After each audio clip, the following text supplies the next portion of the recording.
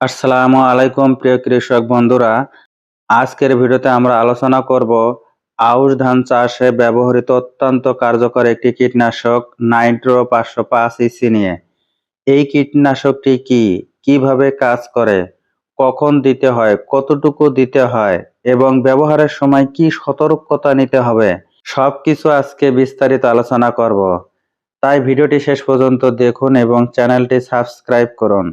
বন্ধুরা, প্রথমেই জানি এই কীটনাশকটা আসলে কি। নাইট্রো 505 ইসি একটি স্পর্শক, পাকস্থলীয় ও শ্বাসরোধক ক্রিয়াসম্পন্ন অর্গানো ফসফরাস এবং সিনথেটিক পাইরিথয়েড কীটনাশক দ্বয়ের মিশ্রণে তৈরি একটি শক্তিশালী তরল কীটনাশক। এর প্রতি লিটারে 500 গ্রাম ক্লোরপাইরিফস এবং 50 গ্রাম সাইপারমেথ্রিন সক্রিয় উপাদান আছে। সহজ কথায় বলে, এটি দুটি শক্তিশালী কীটনাশকের সমন্বয়ে তৈরি একটি মিশ্রিত ওষুধ। 3টি উপায়ে পোকা মারে। স্পর্শক ক্রিয়া, পোকার গায়ে লাগলেই মারা যায়। পাকস্থলীয় ক্রিয়া, পোকা খেলে পেটের ভিতরে থেকে মেরে ফেলে। শ্বাসরোধক ক্রিয়া, পোকার শ্বাস বন্ধ করে দিয়ে মারে। এই 3টি প্রক্রিয়া একসাথে কাজ করায় পোকা পালাতে পারে না। প্রস্তুতকারক company auto group care limited. Nitro 505 EC কেন ব্যবহার করবেন? বন্ধুরা, বাজারে অনেক কীটনাশক আছে, তাহলে নাইট্রো কেন বেছে নেবেন? নাইট্রো 505 ইসিতে দুটি কীটনাশকের কার্যকারিতা সমন্বিতভাবে পাওয়া যায় বলেও অন্যান্য কীটনাশকের তুলনায় এটি অধিক প্রজাতির পোকা দমন করে। নাইট্রো 505 ইসি খুব অল্প মাত্রা প্রয়োগেই কার্যকর ফলাফল পাওয়া যায়, ফলে খরচ কম পড়ে। দ্বৈত কার্যকারিতা, দুটি ওষুধ একসাথে কাজ করে। বেশি পোকা দমন, একটি ওষুধেই অনেক প্রজাতির পোকা মরে। সাশ্রয়ী, কম পরিমাণে বেশি কার্যকর। মাটির উপরে ও নিচে উভয় স্থানের পোকা দমন করে। কোন কোন পোকা দমন করে? বন্ধুরা, আউশ মৌসুমে ধানের সবচেয়ে বেশি যে পোকাগুলো আক্রমণ করে, নাইট্রো 505 ইসি সেগুলোর বিরুদ্ধে অত্যন্ত কার্যকর ভূমিকা পালন করে। মাজরা পোকা সবচেয়ে ক্ষতিকর পোকা। 3 ধরনের মাজরা পোকা বাংলাদেশের ধান ফসলের ক্ষতি করে: হলুদ মাজরা, কালো মাথা মাজরা এবং গোলাপি মাজরা। মাজরা পোকার কীড়াগুলো কাণ্ডের ভেতর থেকে খাওয়া শুরু করে এবং ধীরে ধীরে গাছের ডিগ পাতায় গোড়া কেটে ফেলে, ফলে ডিগ পাতায় মারা যায়। একে মরা ডিগ বা ডেড হার্ট বলে। চেনার উপায়: টান দিলে ডিগ পাতা সহজে উঠে আসে, কাণ্ডে ছিদ্র ও পোকার মল দেখা যায়। কখন ওষুধ দেবেন? ধানের জমিতে 100টির মধ্যে 10 থেকে 15টি মরা কুশি অথবা 5টি মরা শীষ পাওয়া গেলে অনুমোদিত মাত্রায় কীটনাশক ব্যবহার করতে হবে। বাদামি ঘাস ফড়িং কারেন্ট পোকা নামেও পরিচিত। এটি ধানের অতি ক্ষতিকর একটি পোকা।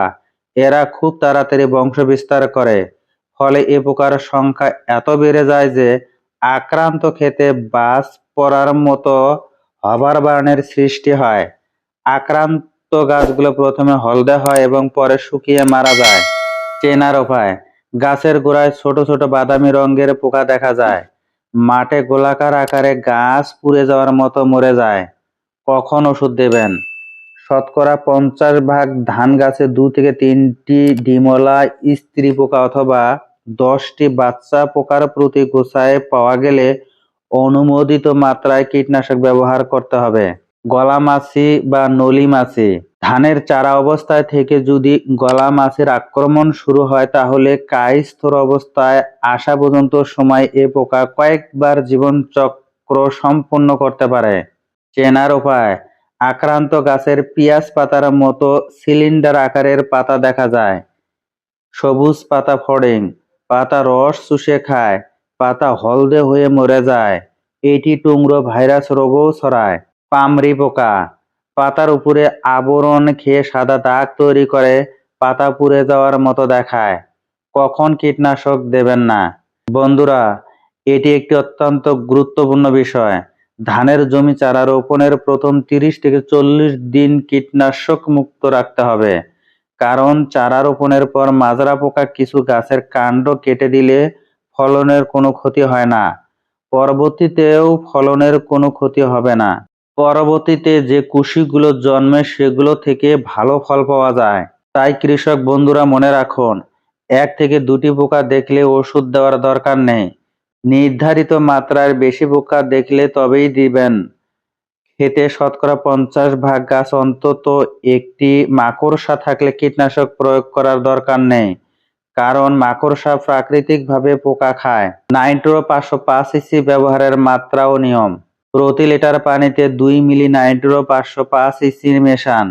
প্রতি বিঘা 33 শতকে 15 থেকে 20 লিটার পানিতে মিশে স্প্রে করুন। স্প্রে করার সঠিক নিয়ম: বিকেলে বেলায় স্প্রে করুন, রোদের তাপে কার্যকারিতা কমে যায়। মাজরা পোকার জন্য গাছের গোড়ার দিকে স্প্রে করুন।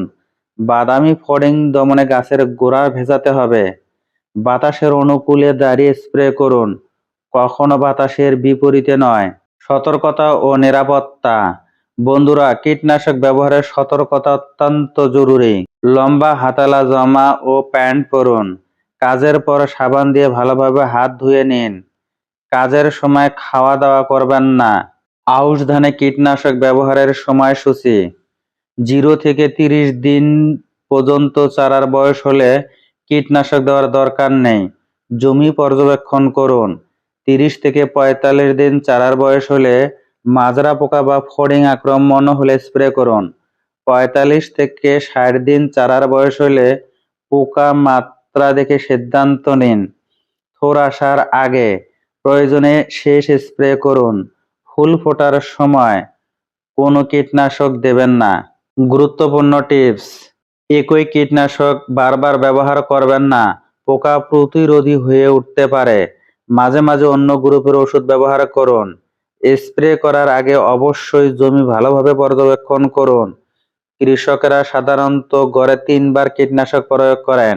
এতে উৎপাদন খরচ বাড়ে এবং পরিবেশেরও ক্ষতি হয়।